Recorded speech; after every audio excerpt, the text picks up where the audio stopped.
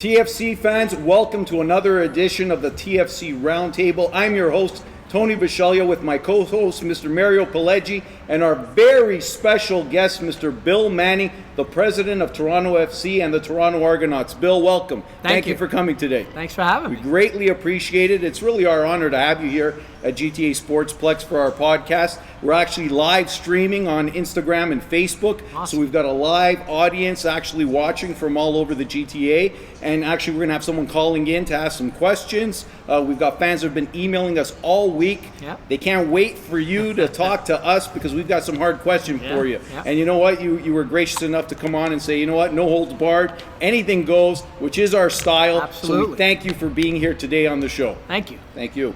It's amazing, Mr. Manning, and thanks so much for joining the TFC Roundtable podcast. Yeah, my pleasure. Please call me Bill. Okay, Make me Bill. sound way too old. No problem. I just want to point out and mention to everybody here, you are such a gentleman. You are a class act. I'm just going to refer back to about a month ago. We met in the West Club. Yeah. I saw you walking, and the first thing I said is, Bill, time for a picture? And you just graciously stopped whatever you were doing dead in your tracks to come take a picture with my father and I. My father's an 82-year-old champion, best guy you'll ever meet. And you did something for him that he does not stop talking about. You took off your championship ring. Yeah. And yeah. you let him hold it, wear it, and take a picture for us. And that's a memory that not only will I have with him forever, but he will never forget it. And he doesn't That's stop great. talking That's to awesome. everybody about it. So thank you for being who you are. Thank you. So let's just get right into it. You've been originally brought in to ensure the operations of Toronto FC were impeccable. Yep. Okay? And shortly thereafter, you took on the role of being president of the Argos. Yep. Has this impacted the attention that you spend on Toronto FC? I wouldn't say the attention, obviously if I have 24 hours in a day, before it was all focused on TFC. But I think I've probably doubled down on the number of hours I've put in with the Argonauts. TFC, it's been difficult because we had such a great run. Really going into started really midway through 16. Because what was crazy is through the first 14 games, our record in 2016 and this year was exactly the same. And then we lost against Dallas, and then we actually tied. But midway through 2016 and then really through April of 2018, we had that great run. And now we're in a transition with the first team, with TFC. But the Argos, I don't feel have led to a lack of attention on TFC at all. I was honored that they thought of me to take on that role. It's actually provided a lot of synergy with our scheduling and use of the field between the Argonauts and TFC. And I think the relationship that we're looking to have, MLSE is looking to have, is similar to the Maple Leafs and the Raptors. And our franchises aren't big enough that they thought it would be best having one guy kind of running both teams. So I eagerly took on the role because they had faith in me to do it. And on the outside, it may look like TFC isn't getting the attention. Maybe you could look at it that way, but trust me, they are. And especially now, when things are smooth sailing, you just kind of let it ride. And when things right now, when you're struggling, you really, I personally, you double down and you're working harder than you ever worked before to get out of this. For sure. So, if anything, the Argos guys are probably saying, hey, what about me? And they took a whooping this weekend too, so it wasn't a That's good for weekend. Sure. That is So, Bill, we're going to end the niceties here because Mary's usually the nice guy and I'm Yeah. the heel if you're a All wrestling right, fan. all right, yes, So yes. I know you've got a varied sports background. You've been in the NBA, the NFL. Yep. You've done work with the Tampa Bay Mutiny, who, I followed back in the day when Carlos Valderrama was there. Yeah. So you've got this wide range of experience, and I think probably that's why they feel comfortable with you at the helm of both the Argos and TFC. Yeah. Back in 2017, Yeah. you said that keeping Vanny on after the 2016 season was one of the best decisions you ever made. Yeah. And you never fire a coach who makes the playoffs. Yep. I guess Vanny's not getting fired this year. We got to make the playoffs. Got to make the playoffs. Got to make the playoffs. Okay, I think because that's obviously really important. it's an 8-game slide. You saw in the last 5-3, game, 3-0. We've got issues with this team. Yeah. And at the Yeah. end of the day, you know what? The buck stops with the coach, Yep. especially for the field play. Yep. And ultimately, the GM, president, you guys got to come together and make a decision. What's the process of making that decision of whether Vanny stays or goes? Is it just whether or not you make the playoffs, or are there other factors involved? I think there's other factors. One of the things that I like to say is this guy won a championship for us, and he won 3 Canadian championships, and so I want to give him every opportunity to succeed. I think too often in this business and in sports in general, there's almost a flippant nature about coaches. Get rid of them, fire them, and so on, and I think it was wise that we kept Greg on. He grew into that role, and now he's challenged because we are a team that is transitioning out of kind of the big DP model that we had, and not that we're not going to have designated players before, but we had this great, Josie and Seba and Michael, and then Victor really was a designated player, right? And then you had this great group of players that crescendoed at the right time, and then underneath that you had the Will Johnsons and the Stephen Betashores and Justin Morrow and Drew Moore and all these guys we kind of brought in, and now we're transitioning, and some of our team is aging, and how do we get back to building up that core group of players? How does that shift happen? Not only the DPs, but also your what I call your support players and your depth players, but they have to be guys that can help you win a championship. So Greg is going through that right now, and our challenge has been we need to figure out ways to win when our best lineup is not on the field, when 6 guys are away for Gold Cup. How do we find out a way to win? How do we grind out a win? And sometimes that is changing your strategy and changing your tactics. Right. Because when you have Josie Altidore and Michael and Pozo and Mavinga, who's out injured right now, Oso, you can play differently. And so I think it gives that other players an opportunity to shine. Yeah, and that I think Greg's biggest challenge right now is how do I adapt this team to get victories without the talent that the best 11 and so I want to give him every benefit of the doubt to figure it out. He's frustrated, and he is digging in. And what you find is the best will figure it out. And I like to say it's we all get knocked down. That's how you get up. And right now we got knocked down, and we've been knocked down almost 8 times in a row, right? 5-3 the last 8 games, and at some point, if it keeps sliding, then you really look and say, okay, what's going on here? But I do believe Greg deserves a time to get through this window, and at least get through this summer to see where we are. We are unbelievably still in a playoff spot, which is well, it's pretty crazy. Interesting. You beat Philadelphia in the first game of the season opener. Now Philadelphia's great. At the top, but we're still in contention. Still have a playoff. We're still in contention, and I think this year, if we can survive this downslide and then kind of make a run, get in the playoffs, I think with our best 11, we can make a run. And you sort of experienced this before with the mutiny, right? Where you were last place team, and there you listen to the fans, and unfortunately let the coach go, right? So you said you learned from those mistakes with the mutiny. Yeah, I did. So you've carried that through for the last 16, 17, 18 years. Yeah, and I guess you're going to stick with that I was in a philosophy. similar spot with Jason Kreis in Real Salt Lake. So my first year there, we had a 500 record. My second year there, we actually had a losing record through the season, and fans were calling for his head. And we stuck with him, and we actually wound up sneaking into the playoffs and winning MLS Cup in 2009.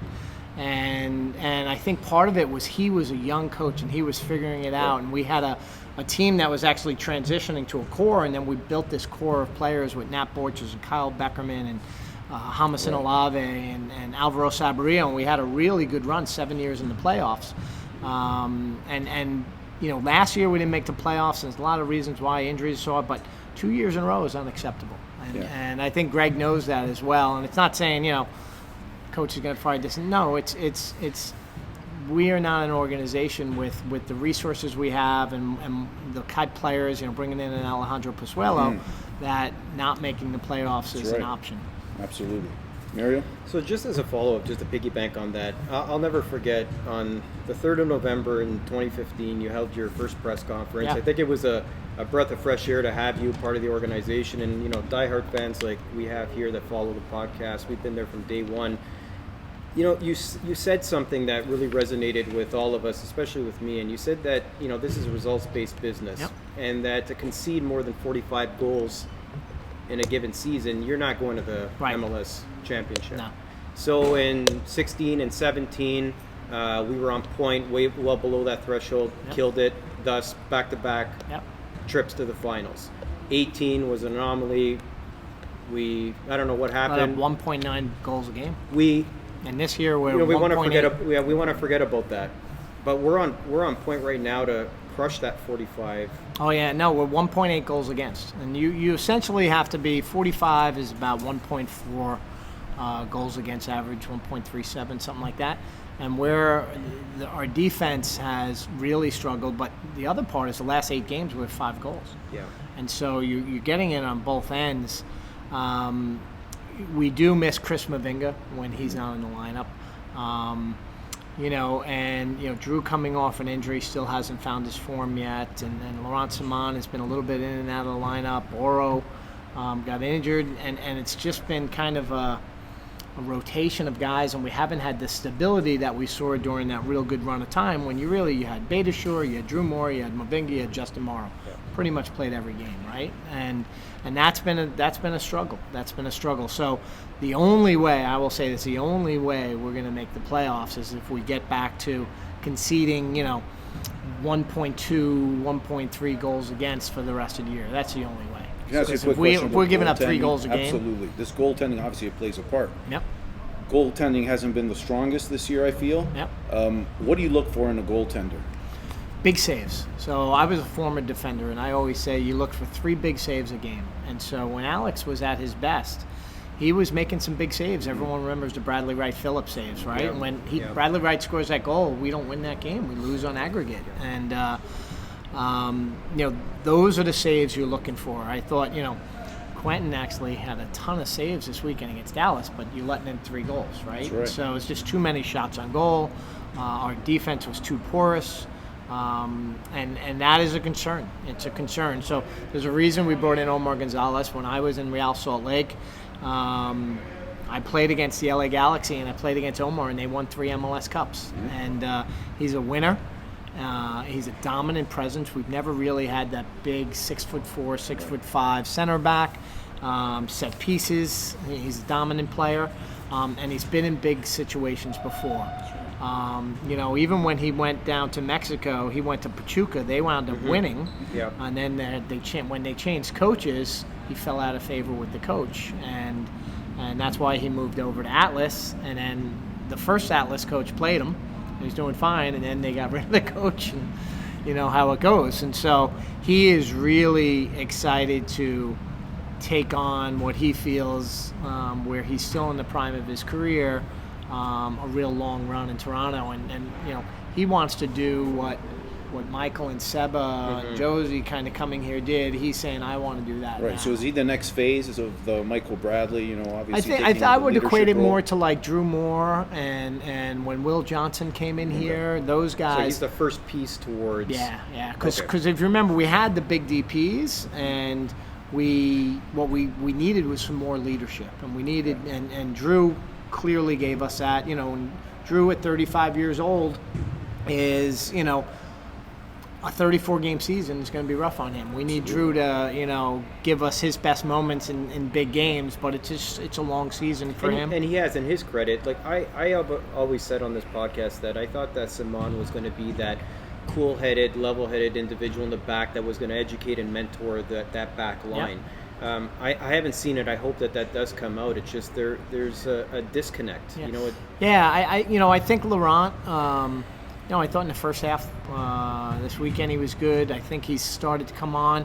He's had some back issues, and I think again that's it changes the way you play sometimes. When you have these little nagging injuries, and it is one of those things where when you are in 33, 34, 35 years old, you need some depth that can fill in for you, so it's not you're not relying so much on these guys. And so I think with Omar coming in, I think it allows us to have a player who can be an everyday starter for us. And then you can have kind of a rotation a little bit with these guys, and they can give us their best when we need them. And, I go back, though, is I think Omar is going to have a similar impact like Will had. Will Johnson was with me in Salt Lake, and he was a winner, and he was a gamer, and he helped elevate everyone else. And Drew did that as well. Drew, really stabilized our back line. He stabilized our back line, and that's really what we're hoping Omar can do for us. So is it noticeable that the morale of the team, especially in the dressing room, in the locker room, is not where it was in the past? Is there a noticeable difference? For me, it's not the morale. It's really the group is getting along, and they are the practice sessions are lively. They're enjoying themselves, but they're frustrated. What we don't have is the swagger. Right. We had a swagger, and we had a confidence that no matter if we went down 1-0, we were going to win. Absolutely. And you had a group of players that fought hard, and I think when we started the season, we started well, and then Josie got injured, and I think with the new formation with the one striker, there was crap. Right, and then all of a sudden, we started losing some guys. To Gold Cup, Chris Mavinga went down, and then what happened? Things just snowballed, and so I wouldn't say that it's fractured locker room, because the guys actually believe.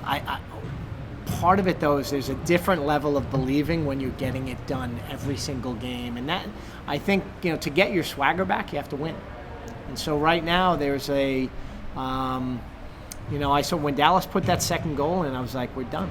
And you losing breeds losing, winning breeds winning. And so that's something that and sometimes it just takes one or two players to tweak that, to turn it around. And not to talk too much about the last game, but it was noticeable, from the start to finish, that there was not one cross in the box. You had Boyd in there all alone, and he's a box player. Yep. There was not one cross in there. Yeah, no, it's originally when we were starting the season with Josie up front, the thought process was to have kind of a number 10 with him, and then have Markey and Michael, and then Oso likes to come from the left side, and Nick De Leon, and kind of really kind of whip it outside back into Josie, use Pozo to come inside. And we do not have the speed on the flanks to beat guys. And so how we're going to beat teams is by possession and by penetrating passes. We started out well, and we scored a lot of goals early on, and then the wheels fell off the bus. And it really does show you, how critical Josie is to us. And in the past, we played with the two forwards, with Seba and Josie. And if they took Seba out of a game, Josie was going to get you. If they took Josie out of a game, Seba was going to get you. If they took both out of the game, you had Victor. And Victor was a magician. And so I think Pozo really, took over Victor's role. He's a younger version of Victor. What we really have struggled with is replacing Seba's production. And that was, I think, when Greg approached this season. And we still have TAM money that we're going to use for an attacker in this summer window, and we did attempt to get it in the winter window. At the end of the day, we were unsuccessful. Who were you after? It was an Argentine player who was a good player, and we just, at the end of the day, they did a lot of things not to get the deal done because they wanted more money than we had to spend at that time, because TAM money, it's not like DP money where you can spend whatever you want. Right. TAM money is very defined. Sabotage the deal. And what I didn't want to do then is lock in a player for 3 years who we really didn't want. Absolutely. And so I felt that, I felt we could survive, not what's happened, which is we're sinking. And so that's kind of a little. Yeah. You're talking about the importance of Josie. Obviously, we've seen some internal strife. We saw in the media that after their game against Minnesota, he talked about a trainer and his hamstring, and publicly he called you out on that. and we were talking about head games being played, et cetera, et cetera. Tell us a little bit about that, and maybe for the people, we'll try and make it as transparent as possible. What took place there, and what was he obviously? Yeah, it was a tough situation, and so we had a trainer by the name of Giuseppe Guelli, who is he had worked with Sebastian, and he worked with us last year, but mostly with Sebastian. But then he started working with Michael and with Josie as well. And at the end of the season, when Sebastian went to Saudi Arabia, said okay, because Giuseppe really wasn't part of our staff. It was kind of a weird situation. You're seeing this within the NBA. You see with Tom Brady in the NFL. If you heard that whole thing with Belichick and his guy, right? So we allowed him to come in the locker room and more than kind of their own guy. And when I kind of cut him loose, Josie and Michael came to meet with me, and they said, "Hey, Bill, he really is important to us." And I didn't maybe understand the level of importance, okay. Right? And so I said, "Okay, guys, let me take care of it." I said the one thing, and they both agreed, is I can't have it just be for it has to be for everybody. It's got to be for everybody. Yeah. It's got to be able to treat Io Akinola and Julian Dunn as much as Michael Bradley and Josie Altidore. So not just for a designated player status. Correct. It has to be for the club. For me, it's all for one. Okay. Right? So I actually met with Giuseppe and actually flew with him on a flight to Italy when I went to visit Andrea D'Amico. And then I invited Giuseppe out to dinner. We had dinner together. And we came to kind of a tentative deal.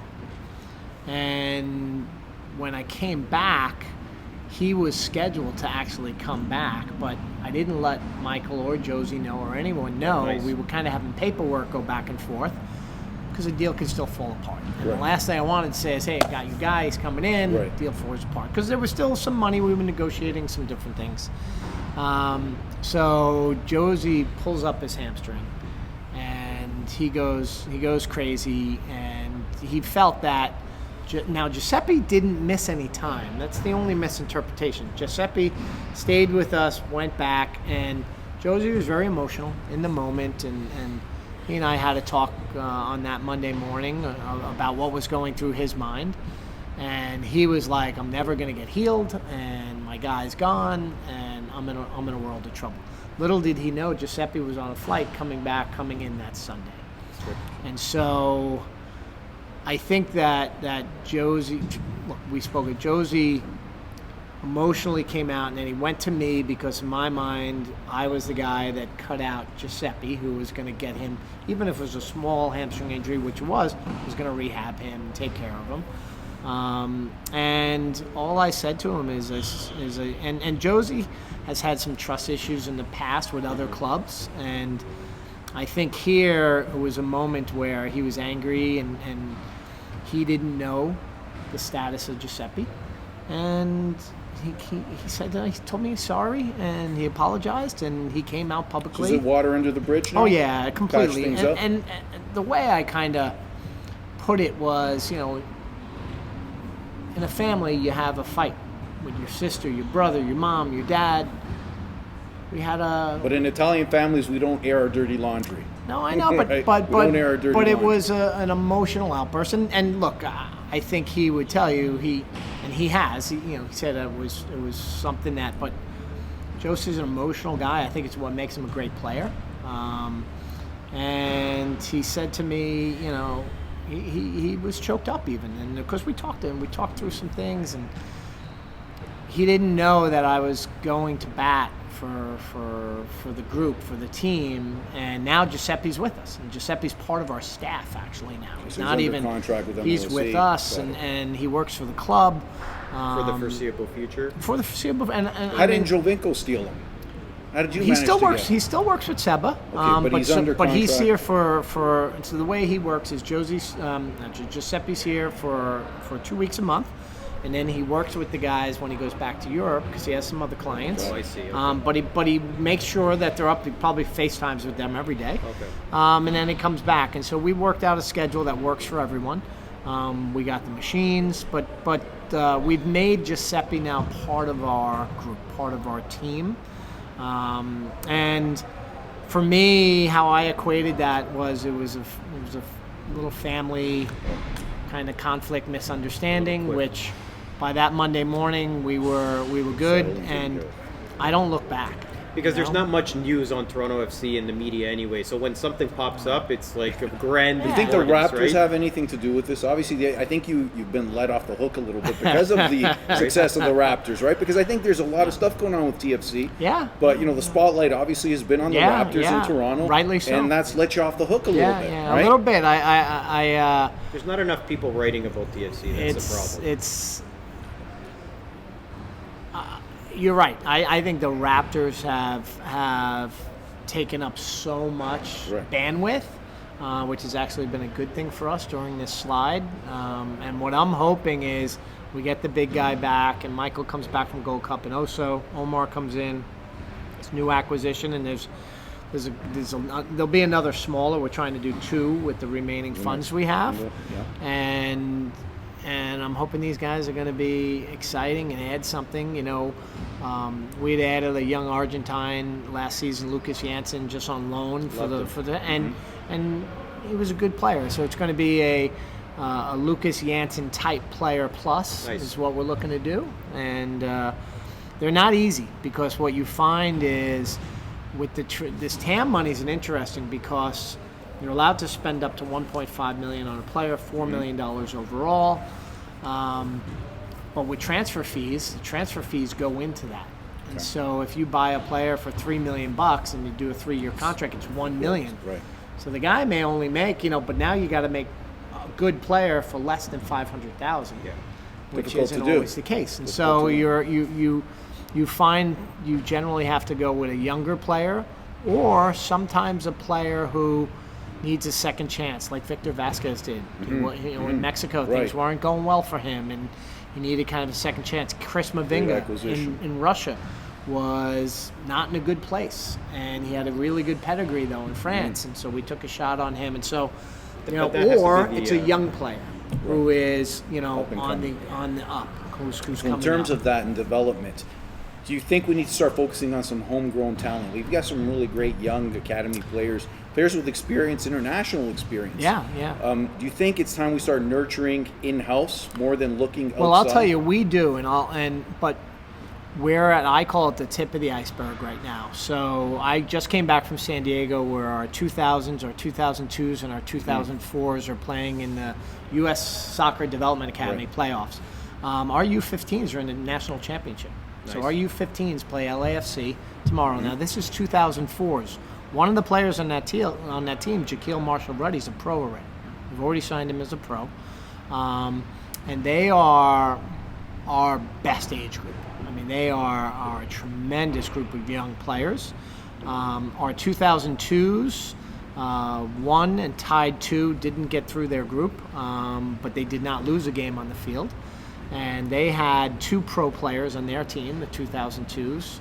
Ralph Priso and Jaden Nelson, who was injured. He didn't play, but he would have been on that team. And then our U19s actually won their first 2 games and then lost to NYC, didn't make the quarterfinals.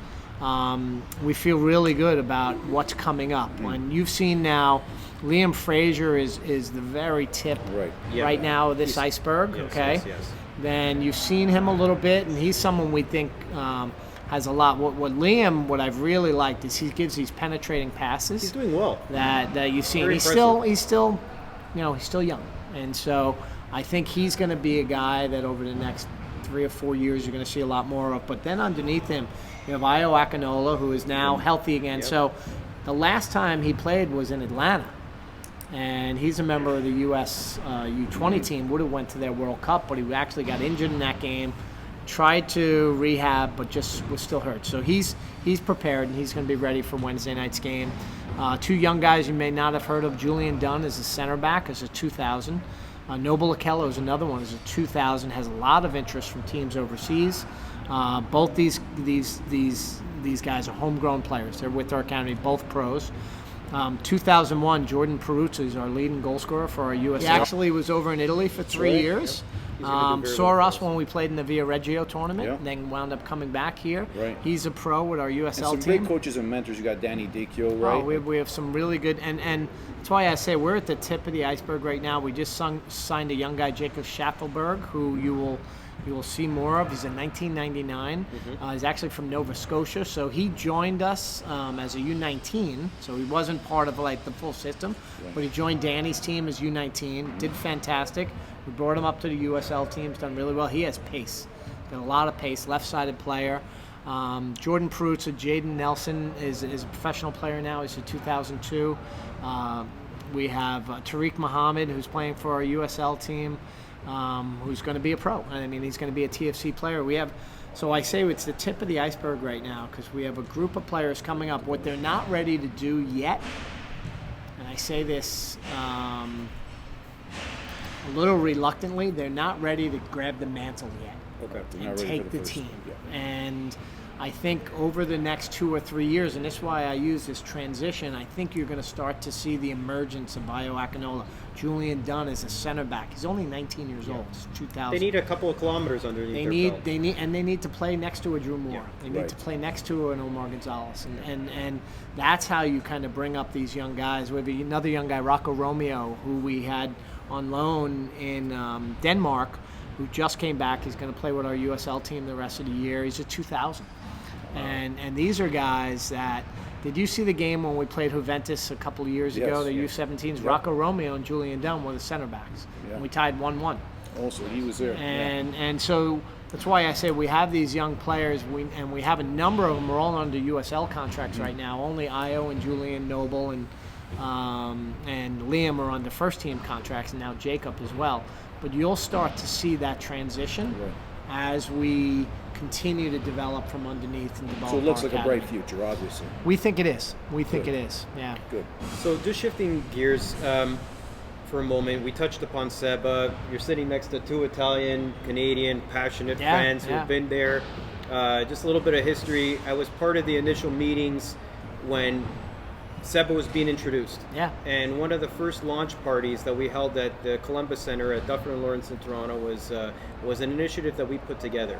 And from when he was here, we had Italian Heritage Nights during the month of June as we celebrate Italian Heritage Month.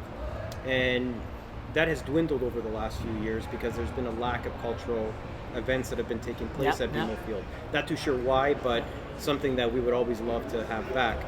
But what I can say is that, and I know my father grilled you a bit in the West Club about this, is how he left a huge sour taste in a lot of people's mouths. Yeah. And I think it's because we heard a lot of Seba and not a lot of TFC. Yeah.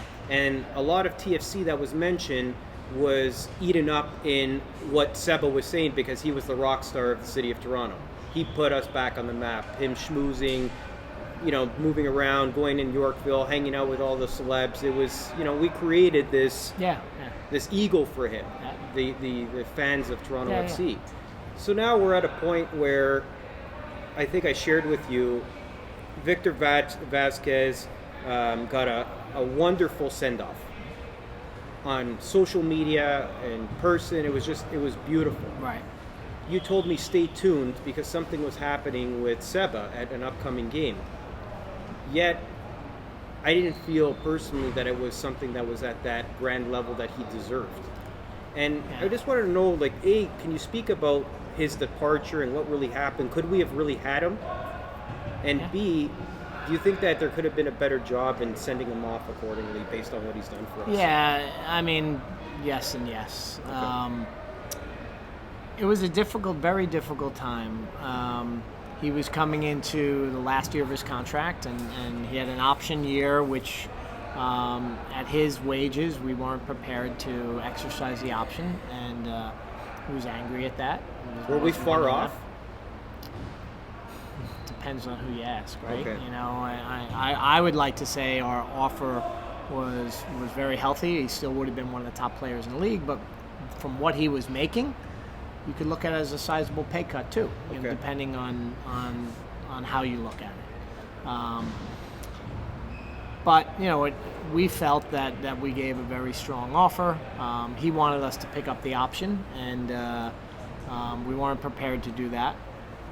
And it was emotional. It was tough. And at the end of the day, Andrea, look, we still had him under contract, but Andrea came up with an opportunity for him in Saudi Arabia, where he could make some money that he probably could never make anywhere else, and he took advantage of it. And I spoke to him on the phone too, and we were kind of holding, and it was difficult to sign off on those loan papers. And finally, we were able to negotiate a transfer fee that made sense for us. But it was difficult. It's never easy. And I say this all the time. At the end of the day, it came down to dollars. Because a lot of fans felt deceived, right, with him in Los Angeles and then leaving for treatment. There was a lot of articles that were put out there that led us to believe. And I remember conversing with... He was with the team No, training. we get it. We saw the pictures. There was proof that he was there. It's just the way that it was construed in the media and the information that was getting. I remember I said to Tony, he's not going anywhere. He's staying put. What did I say? You said 100% he's leaving. He's gone. He's gone. And it was a back and forth thing that we were going on, and I didn't want to believe it. Yeah. I think a lot of fans, everybody didn't want to believe it. It's just now we feel like there's this void that's gone. Yeah, look, he's... How do you replace? How do you? Well, I equate that some to the losing, though. I think we start winning again, and I think we'll get that back. I think replacing Sebastian Javenko was never going to be easy, and what we had decided was we needed, and we kind of had the perfect storm because we lost Victor too. Yes. And Victor in 2019 would not have been the same player in 2017. So he broke down a bit in 2018, and look, he had an opportunity to go make some money for himself, and he did it a much different way than Seba did. And he came to us and he asked us if we'd make a move, and we came up with the right transfer fee. Seba was more emotional because he was angry. He wanted us to renew his option, and we had to make a business decision at the end of the day. And I think it's clear, obviously, soccer is a business, right? It's a business for players and for the corporate entity. Yep. So in terms of what happened with Seba, I want to ask you this question. Do you think you can have a dynasty with a sports franchise when it's corporately owned? Or do you need an independent owner? Like, you've been around long enough. No, I think you can, because, and I'll say this, our ownership group, and I know it's corporate owned though, but you could ask Masai, Brendan, myself. I mean, we run it. And we have budgets, so just like every other team. Gives you the key to say, give me a cup. Absolutely. And I still talk to Larry once a week, once every other week, and I'll always let him know what's going on. We just had a transfer offer for a player, for example. I told him, hey, we got this. We turned it down, just so he knows, keeps him in the loop. He's my boss, right? And at the end of the day, though, we have a budget, and that we manage the budget. And it sounds like you're being frugal, especially when we're talking about the trainer, for example. You're negotiating a contract. I can't imagine the contract of a physiotherapist being that immense that an MLSC... Well, then I would be surprised, because this guy must be asking for big bucks. Because when it comes down to the nitty-gritty, you want to win championships, you got to spend money. You know it, right? Absolutely. And that's why we did what we did for Giuseppe. I'll tell you what, and deservedly so. He does great work. His deal is very strong deal within our league, and for me it was about, and I say this all the time, if it results in winning, you do it. Sure. And you can't be silly, but you do it. And I think the transfer fee to bring in Alejandro Pozuelo, I think people saw we're not going to be shy about spending money for the right player. Sure. And part of that decision was we felt we needed to have an attacking midfielder, and that's why we went, instead of another striker, that's why we went for Alejandro first. And the thought was Josie would be up front, you would have Alejandro, you still have Oso, you still have Michael. We can kind of, have Josie do what Josie does, have Alejandro be the man, and those two have only been on the field for 3 games this year. And that's been a bit of a challenge. Did he really need to have the number 10 in your perspective? He wanted it. He wanted it. He wanted it. He wanted it. He wanted it. I'm really glad that was clarified. He's a number 10, and he wanted that number. And look, numbers get passed on in soccer all the time, right? And so we said, and Sebastian Javenko will always be number 10 with Toronto FC, and we hopefully expect- Alejandro has a great career and he'll be a number 10 as well. Could we expect Seba's jersey to be on the Wall of Honor anytime soon? So on the Wall of Honor, that is the Wall of Honor. There is actually moments. So he's up there. We don't have any jerseys up there. In our training ground, we have a little kind of wall that has our all-stars and our best 11 players. We haven't really put a Wall of Honor for players' jerseys or anything like that. We more celebrate moments, and Sebastian's all over that wall down there at BMO Field.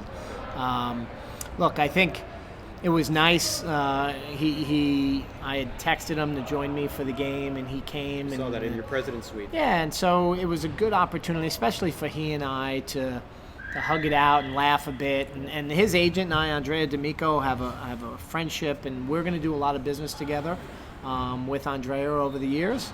I told him, I said, bring me another younger Seba. That's it. You That's know, what and his brother's that's, you know, available. That's what. But I told him, and so I think to your point, you look back. I think Seba may have said he could have handled it a bit better. We probably could have, but at the end of the day, I will say this: I don't think we were going to get a deal done. Okay. I think he Too had, far apart. and it was just too far apart. And but I think time heals everything, and he came It back, does. and we welcomed him. Like I literally was getting a text from the Raptors game saying, "Seba's here. Should we put him on screen?" Yeah. And because MLSE, they knew how it ended, right? And we weren't happy when those comments came out. And my comment back was, why wouldn't we? Good. And that was That's kind of the gracious. first thing when you saw him on the screen.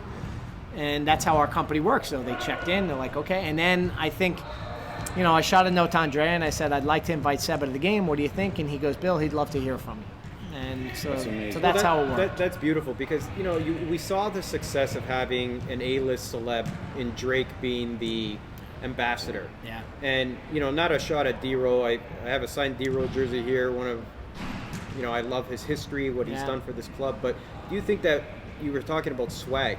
Do you think that starts with making the team perceived a bit better in this city and finding some real swag outside of the TFC Yeah. family to bring in? No, I think winning provides swag.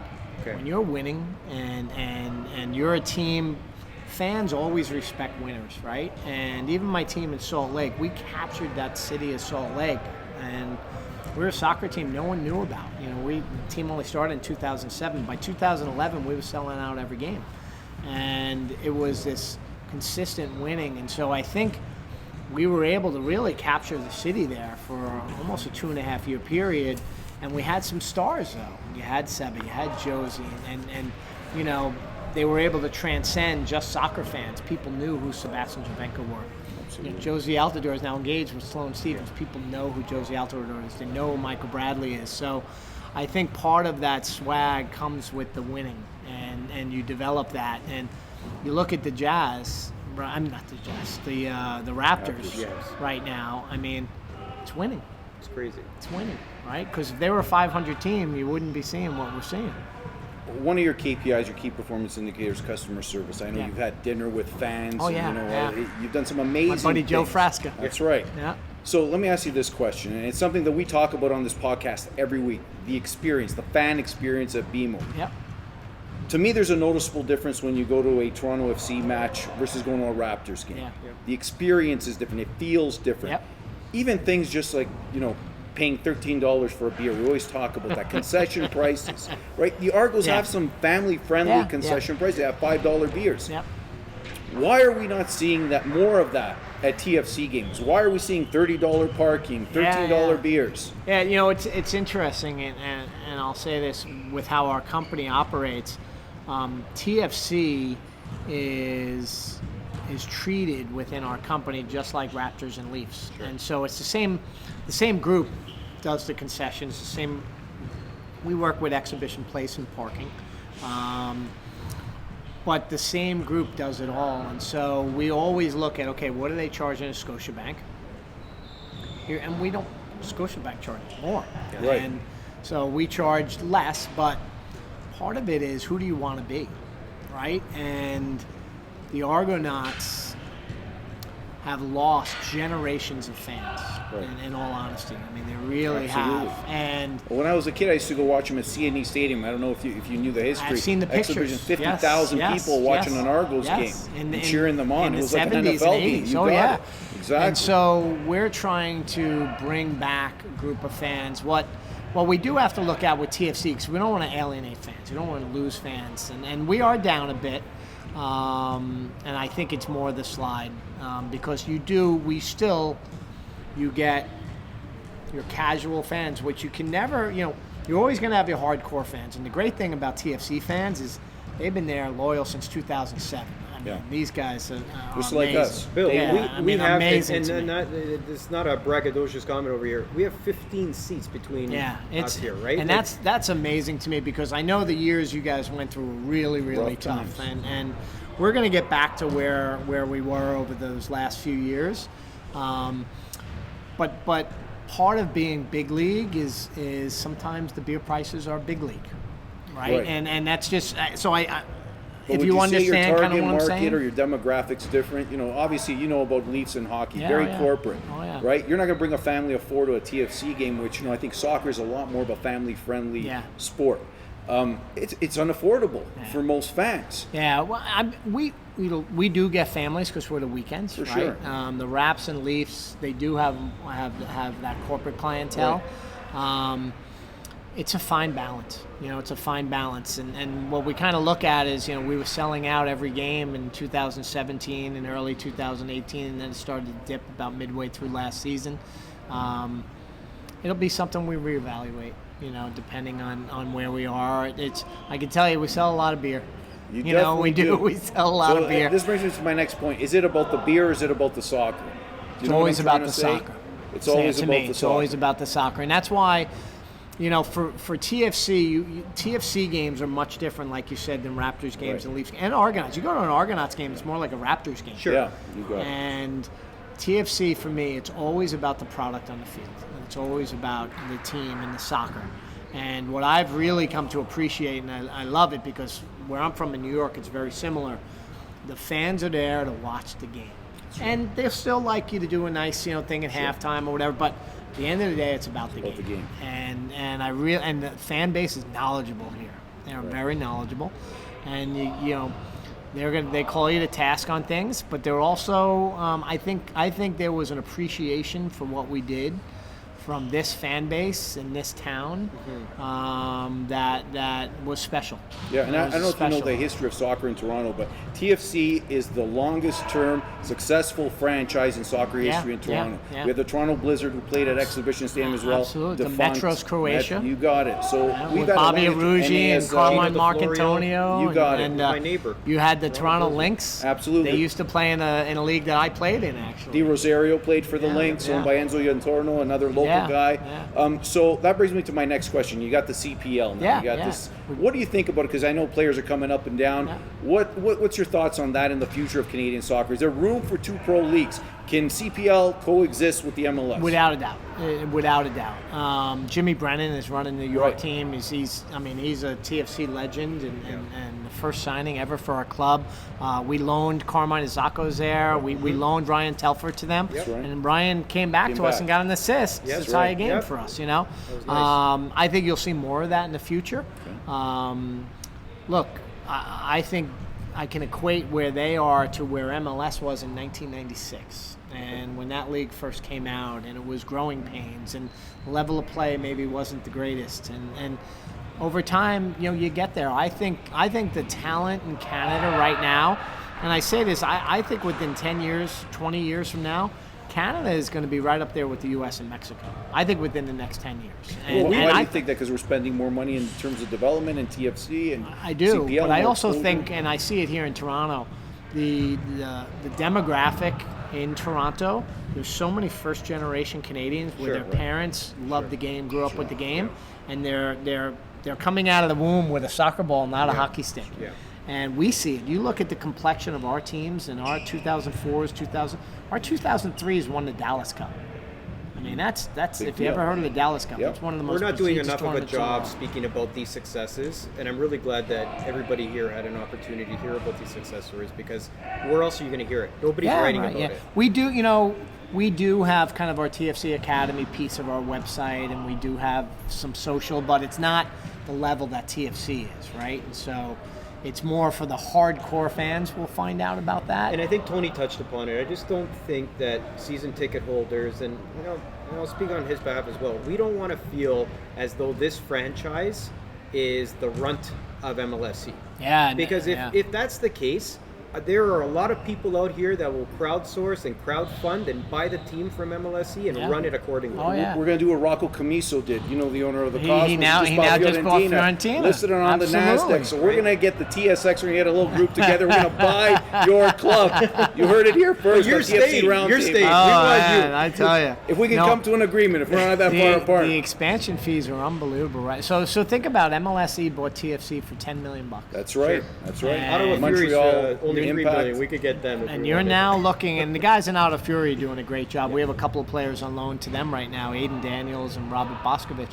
But MLS franchises now, you're talking $200 million for expansion fee, and we're eventually going to go to 30 teams now, and who knows, maybe 32 one day. And I think it shows the popularity of soccer. And I'm very proud. Like Canada has adopted me this last 4 years. My wife and I love it here. And you have Montreal, Vancouver, and Toronto. And you look, we have 5 boys that are going to play in the U17 World Cup. And that's 5 boys from this area. It's amazing. And I think in Vancouver has, 6. They have 1 more than we have. Montreal has another 5 or 6. And then there's 2 boys from overseas. But it's made up of those 3 teams. And then now you're going to have all these CPL teams, and they're going to have academies. And I just think Canada, and then when we get the World Cup in 2026, what it did for the U.S. in '94, it's what it's going to do for Canada. It's going to be big for us. And just to double down very quickly, if the MLS grows, because it's, a lot of my friends laugh at me because I follow this team, the club. It's not a European club, but we love Toronto. We love everything. But you Toronto. can be a fan of Man U and be a fan of TFC. Of course. Absolutely. But there are some believers out there that say that you can't. So the MLS is growing. Beckham has some interest. A lot of big His players. team starts next year in Miami. A lot of big players are going to come. I think we're going to buy season tickets there too, just so we can make some money. And I feel that if the league grows, can we expect that if there's a 4th DP slot that Toronto, it's a no-brainer, signed, sealed, delivered, we're getting one? No. If they open it up? Oh, if they open it up, of course. Okay. Yeah, I mean, my bosses and our organization, we want to be amongst the top spending teams in terms of getting the right players. And you're never going to see us. I mean, we were so far ahead of everyone else these last few years.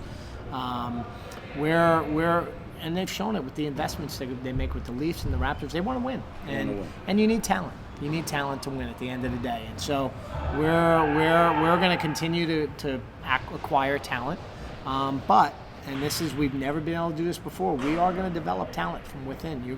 Some of these guys I mentioned, and Jaden Nelson and Jordan Peruzza, you're going to see these guys playing for TFC. And, it's interesting because I wonder about the whole Canadian thing. You mentioned the CPL. Sure. We signed a kid, Richie Laria. He's a local kid. Right, local kid. And He went to Toronto Catholic Fisher School Board. And not a peep. Yeah, And part of that is, look, he's not a big player. We didn't, but I actually think Richie's he's only 23 years old. I think He's going to do very well. he's going to develop. Yeah. But what we find with our fans is they don't care if you're Canadian or not. Yeah. They want to know, can you play? That's right. And so even our kids that are coming out of our academy, sometimes there's this sense of, I can just walk into the first team. Not that Doesn't easy. happen. And so they got to earn it. And that's why I say we're not going to be the club that just plays our homegrowns just to play homegrowns. They got to earn it. And it's, I think you'll see more. But for us, it's always about, what's the best product we can put on the field. And right now, it's not good enough. That's right. I mean, it is not good enough right now. And I remember you saying to the West Club, you're like, if we don't get these 3 points, heads are going to roll. You were going to start talking to people. Yeah, no, we really are in a bad situation right now. And you're 0-5-3 in your last 8 games. It's just, there's nothing pretty about it, right? And so I think part of it is we have to acknowledge it. And what do we now? We know what we're doing about it already with Omar and with this window coming up. I hate giving the excuse that the guys are away at Gold Cup because I feel like we should have enough talent to find ways to win, But you can't especially just at flip a home. switch. Yeah. Go 3-1 our last 4 games at home, so it's frustrating, right? And you can hear it, coming with me. Our guys are going to have to fight and grind out a win Wednesday night. We got the best fans in the world. Toronto fans are the best These fans in the world. They're fantastic, and I think we've gotten, because of what we did, we've gotten a bit of the benefit of the doubt. But I don't want to wait too long to where we no longer get the benefit of the doubt. I told Ali Curtis today, I'm like, this acquisition we make this summer has to be someone that's going to make an impact. It can't be a guy that we're waiting a year and a half. It's got to be someone that can come in and make an impact, and it has to be someone that can come on the field and make us better. Make it happen right away. Has to make us better. Bill, we're running out of time. All right. I need one sentence See, from I you could to have gone sum up. another hour. So could we. We're gonna have you Absolutely. back, don't worry. We're going to have you back for sure. But right. sum up your soccer philosophy for us and for the fans. Give us one sentence. How would you sum up your soccer philosophy? I believe I believe that winners are a group that plays together. They enjoy each other, and they play from here, from the heart, and they play for the shield, not for themselves. Beautiful. That's what I believe love a that winner philosophy. is. Because for me, it's all about team. Yeah. And you have to fight for your teammates, and if you do that, ultimately, you'll have a winning No formula. I in team, and that's right? the winning formula. Bill Manning, I want to thank him for being here All at right. TFC Roundtable. Thanks to Mario Pileggi. We will have Mr. Manning on again. It was amazing having you here. You Great, were very thank you. forthright. We really appreciate it. I'm sure all the TFC fans appreciate it. We'll see you again soon. Thank you Just so before much. Thank you you, leave, Tom. Yeah. one sec. All right, what we got? We wanted to brand you accordingly, and we know that Adidas is the main sponsor. So we made a awesome. jersey. We put your name Love in the it. 6 for representing Yes, Toronto. of course. And we Oh, hope that that's you awesome. enjoy it. A nice little memory Thank for you. being on the show Thanks with us. so much, man. Cheers. Thank you. Thanks, Bill. Thank you so That was much. good. Thank you. Oh, that's Thanks. awesome. We'll see you again next Thank week. you. Thank you.